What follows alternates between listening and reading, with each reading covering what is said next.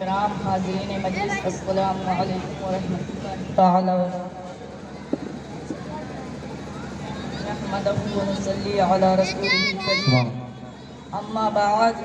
فاعوذ باللہ من الشیطان الرجیم، بسم اللہ الرحمن الرحیم۔ قل هل يستوي الذین یعلمون والذین لا یعلمون، صدق اللہ العظیم وبلغنا رسوله النبی الامین المتین الکریم، ونحن على ذلك لمن الشاہدین والشاکرین، والحمد للہ رب العالمین۔ بلالی رنگ ہے اپنا گلابی ہو نہیں سکتا، بلالی رنگ ہے اپنا گلابی ہو نہیں سکتا، نبی کا چاہنے والا شرابی ہو نہیں سکتا، نبی کا چاہنے والا شرابی ہو نہیں سکتا۔ دھماکے جو بھی کرتے ہیں وہ کوئی اور ہوتے ہیں، کوئی بھی عالم و حافظ فسادی ہو نہیں سکتا، کوئی بھی عالم و حافظ فسادی ہو نہیں سکتا۔ برادران اسلام، آئیے ہم اور آپ مل کر سب سے پہلے آقا نامدار، مدینے کے تاجدار، دونوں عالم کے مالک و مختار جناب احمد مجتبیٰ محمد مصطفیٰ صلی اللہ علیہ وسلم کی بارگاہ بے پناہ میں جھوم جھوم کر درود شریف کا نذرانِ عقیدت پیش کریں اور پڑھیں بآواز بلند، اللہم صلی علی سیدنا مولانا محمد وبارک وسلم، صلی اللہ علیہ وسلم۔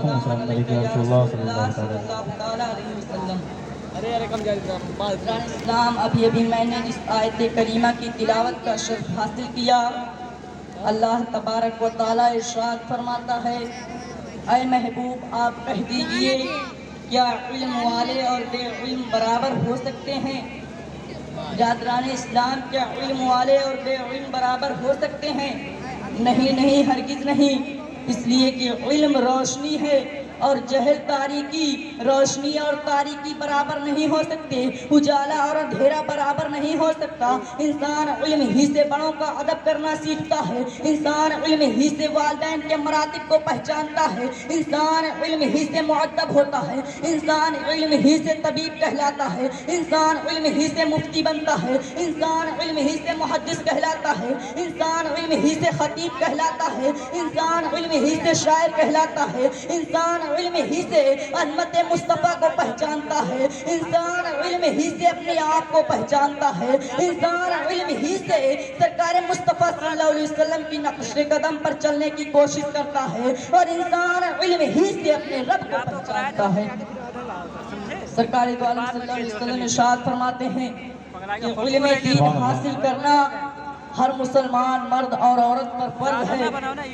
اس لیے کہ اگر مرد علم دین حاصل کرتا ہے تو اپنے بیوی کے حقوق کو پہچانے گا، خود سنت مصطفیٰ پر چلنے کی کوشش کرے گا، اور اپنے بچوں کو سنت مصطفیٰ پر چلنے کی تاکید کرے گا۔ اور اگر عورت علم دین حاصل کرتی ہے تو اپنے شوہر کے حقوق کو پہچانے گی، اپنے بچوں کو سرکار مصطفیٰ صلی اللہ علیہ وسلم کی راستے پر پرورش کرے گی، اور پڑوسیوں سے حسن و سلوک سے پیش آئے گی۔ اس لیے سرکار دو عالم صلی اللہ علیہ وسلم نے ارشاد فرمایا کہ علم دین حاصل کرو۔ ایک جگہ سرکار دو عالم صلی اللہ علیہ وسلم ارشاد فرماتے ہیں کہ جو شخص علم دین حاصل کرنے کے لیے نکلا، جب تک وہ گھر نہ پہنچے خدا کی راہ میں ہے، اگر اسی حالت میں اس کا انتقال ہو جائے تو وہ شہید ہے۔ بے شک، سبحان اللہ۔ ایک جگہ اور سرکار دو عالم صلی اللہ علیہ وسلم ارشاد فرماتے ہیں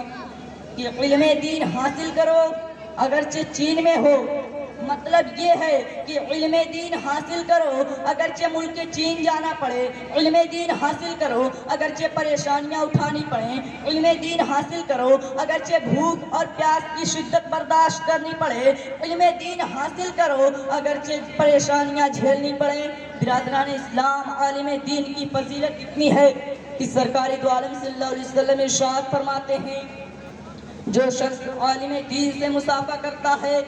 گویا وہ مجھ سے مصافحہ کرتا ہے، جس نے عالم دین کی صحبت اختیار کی اس نے میری صحبت اختیار کی، اور جس نے میری صحبت اختیار کی کل قیامت کے دن اللہ تعالیٰ اس کو میرا ہم نشیں بنائے گا۔ سبحان اللہ، بے شک، زندہ باد، زندہ باد۔ حضرت انس رضی اللہ تعالیٰ عنہ سے مروی ہے کہ سرکار دو عالم صلی اللہ علیہ وسلم ارشاد فرماتے ہیں کہ عرش کے نیچے مشک و ازفر کا بنا ہوا ایک شہر آباد ہے،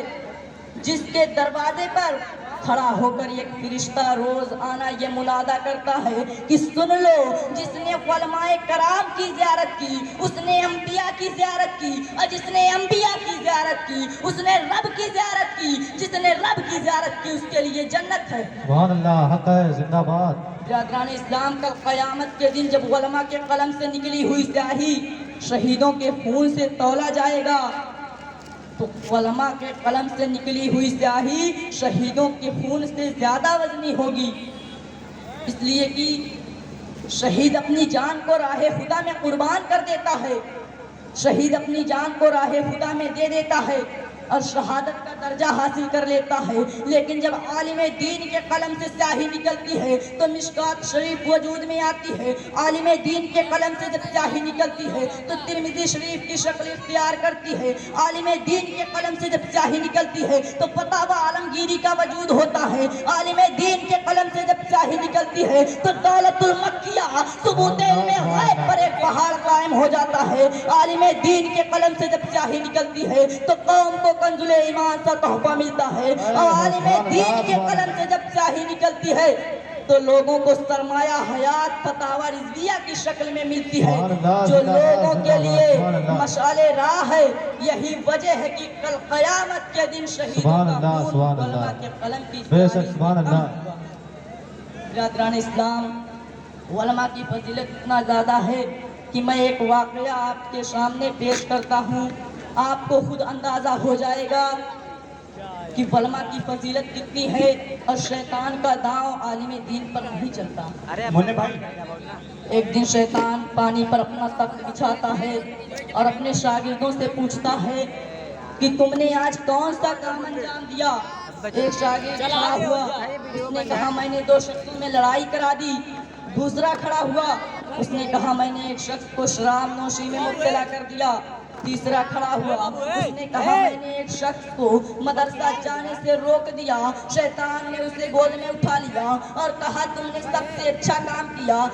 سبھی شاگرد تعجب میں پڑ گئے تو شیطان نے کہا کہ اگر وہ طالب علم عالم دین بن جاتا تو ہم اسے بہکا نہیں سکتے، اگر تم کو بھروسہ نہ ہو تو چلو میں تمہیں اعتماد دلاتا ہوں۔ وہ شیطان ایک گدھا لاتا ہے، گدھے کو اچھی طرح سے سجاتا ہے اور ایک عابد کے گھر جاتا ہے اور کہتا ہے میرے ساتھ فرشتوں کی جماعت ہے، تم نے بہت عبادتیں کی، اللہ کو پسند آیا، اللہ نے تم کو معراج کے لیے آسمان پر بلایا ہے۔ وہ عابد خوش ہو جاتا ہے، گدھے پر سوار ہو جاتا ہے، شیطان گدھے کو لے جا کر جنگل میں چھوڑ دیتا ہے۔ وہ عابد رات بھر جنگل میں پھرتا ہے، جب صبح ہوتی ہے تو پتہ چلتا ہے شیطان نے دھوکہ دیا۔ پھر وہی شیطان ایک دوسرے دن گدھا کو اچھی طرح سجاتا ہے اور ایک عالم کے دروازے پر دستک دیتا ہے، اندر سے آواز آتی ہے کون؟ شیطان کہتا ہے تم نے علم دین سیکھی، لوگوں کو علم دین سکھایا، عبادتیں کی، اللہ کو پسند آیا، اللہ نے تم کو معراج کے لیے آسمان پر بلایا ہے۔